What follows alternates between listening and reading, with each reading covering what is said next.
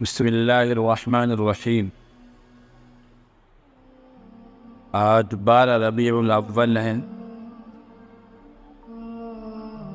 اللہ کے نبی صلی اللہ علیہ وسلم کے پیدائش کے دن کے تعلق سے بھی مشہور ہے اور وفات کے دن کے تعلق سے بھی مشہور ہے، لیکن حقیقت اس کے برعکس ہے۔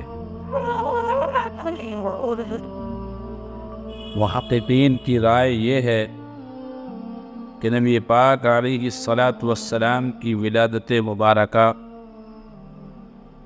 8 ربیع الاول ہے۔ بعض نے 9 بھی فرمائی ہے، بعض نے 2 بتلائی ہے۔ بہرحال آپ علیہ الصلاۃ والسلام کی ولادت مبارکہ 12 ربیع الاول کا جو قول ہے وہ مشہور تو ہے مگر تحقیقی طور پر ثابت نہیں ہے، اور بڑے مؤرخین نے بھی اس کے علاوہ تاریخیں لکھی ہیں۔ اسی طرح مولانا احمد رضا خان صاحب نے بھی 8 ربیع الاول لکھی ہے۔ اب آ جاتے ہیں وفات پر۔ وفات کے تعلق سے بھی اور قول ہیں، 2 ربیع الاول کا قول بھی ہے، لیکن زیادہ مشہور یہ 12 ربیع الاول کا ہے۔ بہرحال ایک طرف تو آپ یہ کہتے ہیں کہ 12 وفات ہے، اور دوسری طرف اس میں آپ عید میلاد النبی مناتے ہیں۔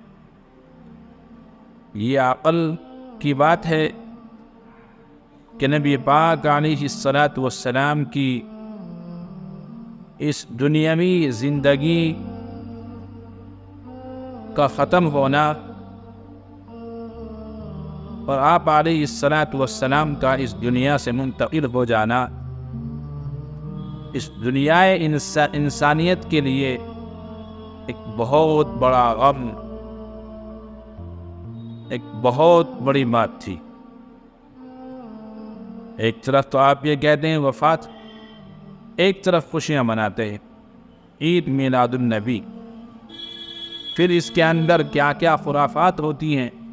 اللہ کے نبی صلی اللہ علیہ وسلم نے جن چیزوں سے منع فرمایا تھا اور جن چیزوں کو اللہ کے نبی صلی اللہ علیہ وسلم ختم کرنے کے لیے آئے تھے، مزامیر کو آپ توڑنے کے لیے آئے تھے۔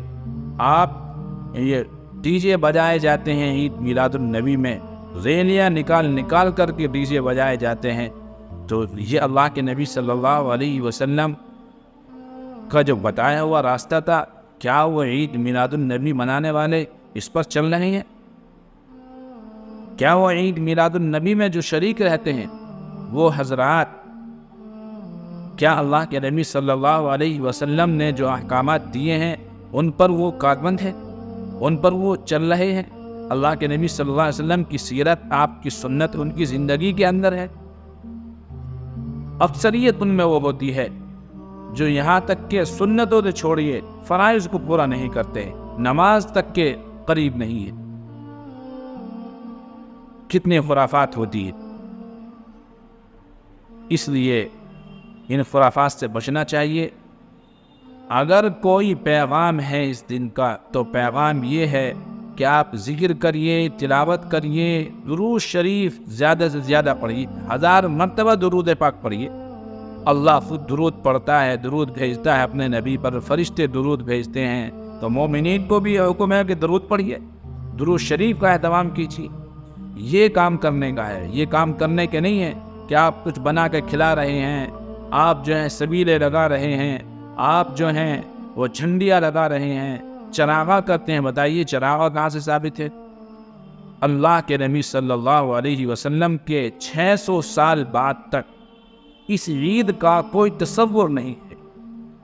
کوئی دکھائے کسی کتاب کے اندر، کوئی تصور نہیں ہے اس عید کا 600 سال تک۔ 7ویں صدی ہجری میں موصل کے قریب اربل ایک جگہ ہے، وہاں کا ایک بادشاہ تھا مظفر الدین، اس بادشاہ نے، وہ فضول خرچ تھا، فاسق تھا، مسرف تھا، اس شخص نے یہ عید میلاد النبی شروع کرائی اور اس پر وہ خرچ کیا کرتا تھا۔ تو اس لیے ہمیں اس سے بچنا چاہیے۔ ابن حجر عسقلانی، علامہ ابن تیمیہ، علامہ ذہبی، انور شاہ کشمیری رحمۃ اللہ علیہ اور دیگر بھی محدثین، فقہاء، مؤرخین نے اور شریعت کے جاننے والوں نے باقاعدہ بتلایا ہے کہ اس عید کی حیثیت کیا ہے۔ اسلام میں 2 عیدیں ہیں، عید الفطر اور عید الاضحیٰ، تیسری عید نہیں ہے۔ یہ تو فطری بات ہے اور ہونی چاہیے، اور مسلمان کے اندر کیوں نہ ہو جو اللہ کے نبی صلی اللہ علیہ وسلم کا نام لیتا ہے، اس کے اندر یہ بات کیوں نہ ہو کہ آپ صلی اللہ علیہ وسلم کی پیدائش کا دن آئے، وہ تاریخ آئے اور اسے خوشی نہ ہو؟ یہ ہو نہیں سکتا۔ لیکن خوشی منانے کا طریقہ جو ہم نے گھڑ لیا ہے، جو ہم نے بنا لیا ہے، کیا اللہ کے نبی صلی اللہ علیہ وسلم کے ماننے والے، بات کے جو ماننے والے ہیں، یعنی قرون ثلاثہ، صحابہ، تابعین، تبع تابعین، یہ 3 زمانے خیر القرون کے زمانے ہیں، کیا ان زمانوں کے اندر اللہ کے نبی صلی اللہ علیہ وسلم کی تاریخ پیدائش اس طرح منائی گئی ہے جس طرح آج منائی جاتی ہے؟ کیک کاٹے جاتے ہیں اور ہیپی برتھ ڈے یا رسول اللہ کہا جاتا ہے۔ کتنا افسوس کا مقام ہے۔ اس لیے میرے بھائیوں، ان برائیوں میں نہیں پڑنا چاہیے۔ یہ بدعات ہیں، خرافات ہیں۔